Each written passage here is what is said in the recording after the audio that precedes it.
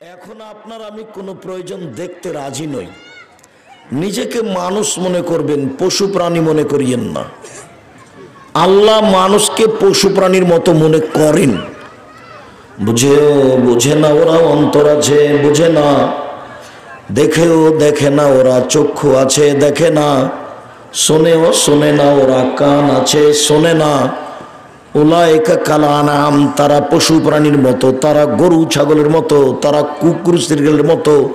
বালহুম আযাল, বরং তার চেয়ে খারাপ, কুকুর শ্রীগালের চেয়ে খারাপ মানুষ। এটা আমি বলিনি, এ কথা আল্লাহ বলছে। সাধারণত রংপুর, দিনাজপুর, লালমনিরহাট, নীলফামারী, কুড়িগ্রাম, পঞ্চগড়, ঠাকুরগাঁও, গাইবান্ধা, বগুড়া, জয়পুরহাট এসব ডিস্ট্রিক্টে যখন আসি তখন ছেলেদেরকে লক্ষ্য করে বলা হয় যে তোমার বাপকে যদি আমি কুকুর শ্রীগালের চেয়ে খারাপ প্রমাণ করতে না পারি তো বক্তব্য দেব না। কিভাবে, কেন? বৃহত্তর রংপুর, দিনাজপুরে দুইটা বেশি সমস্যা আছে। একটা হলো বোনকে জমি দেয় না, একটা হলো যৌতুক নেয়। তো না, ওভাবে সাড়া দিতে হবে না। যৌতুক হারাম, এটা বহুবার বলা হয়েছে। ভিক্ষা করা টাকা দিয়ে চাউল কিনে ভাত খেয়ে ইবাদত কবুল হবে, কিন্তু যৌতুকের টাকা দিয়ে চাউল কিনে ভাত খেয়ে ইবাদত কবুল হবে না। তোমরা বাপ বেটা ভিক্ষা করে খাবা, শ্বশুরের টাকা নিয়েছো কেন? ভিক্ষা করে খাও। তোমার বাপের একটু লজ্জা হয় না? তোমার বাপের শরম হয় না? বাপ বেটা ভিক্ষা করে খাও। ওই যে ট্রেন স্টেশনে যাও, রংপুর ট্রেন স্টেশনে ভিক্ষা চাইবা অপরিচিত জায়গায়, আগামীকাল সন্ধ্যা হতে হতে যৌতুক ফেরত দিবা। মোটরসাইকেল, সাইকেল, টাকা পয়সা, খাটখাটলা, চৌকি বক্স যা নিয়েছ তা ফেরত দিবা। কাপুরুষের সন্তান, কাপুরুষ, টাকা নিবা কেন শ্বশুরের? ভিক্ষা করে খাওয়া, ভিক্ষা করে খাওয়া কেন? চকলেটের ব্যবসা করে খাওয়া, কলার ব্যবসা করে খাওয়া। তোমার শরম হয় না কেন? তোমার বাপের শরম হয় না কেন? তোমার বাপের লজ্জা হয় না কেন? তোমার বাপের ইতস্তবোধ হয় না কেন?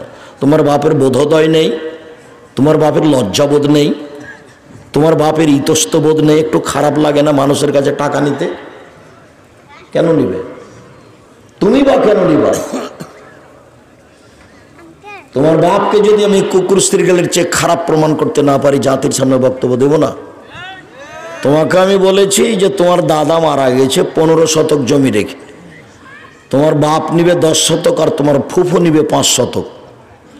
তোমার বাপ নিবে সকালে আর তোমার ফুফু নিবে বিকালে, এইটা প্রমাণ করো দেখি। তোমার বাপ সকালে নিবে আর তোমার ফুফু বিকালে নিবে, এইটা যদি প্রমাণ করা না যায় তাহলে 10 বছর হলো তোমার দাদা মরা, এখন পর্যন্ত তোমার বাপ তোমার ফুফুকে জমি দেয় না। এটা কি? তোমার বাপ কি দেখাতে চায়? কি দেখাতে চাই? আমি তোমাকে বলেছি তোমার আব্বাকে গিয়ে বলিও, আব্বা ভাগ্য নিয়ে এসেছি। ভাগ্যে যদি জমিদারি থাকে জমিদারি করে খাবো, ভাগ্যে যদি ভিক্ষা করা থাকে তো ভিক্ষা করে খাবো। ফুফুর জমি খেয়ে বাঁচতে রাজি নয়। ফুফুকে ডেকে সব জমি জায়গা বুঝিয়ে দেন। আমার ফুফু আমার দাদার মেয়ে, আপনি আমার দাদার ছেলে, আর আমার ফুফু আমার দাদার মেয়ে। সন্দেহ আছে কি আপনার আব্বা? যদি আমার ফুফু আপনার সন্দেহ না থাকে যে কার বা ঘরের মেয়ে নাকি, সন্দেহ যদি না থাকে, নিশ্চিত যদি মনে করেন এটা আমার বোন, তাহলে সন্দেহ হতে হতে জমি ফেরত দেবেন।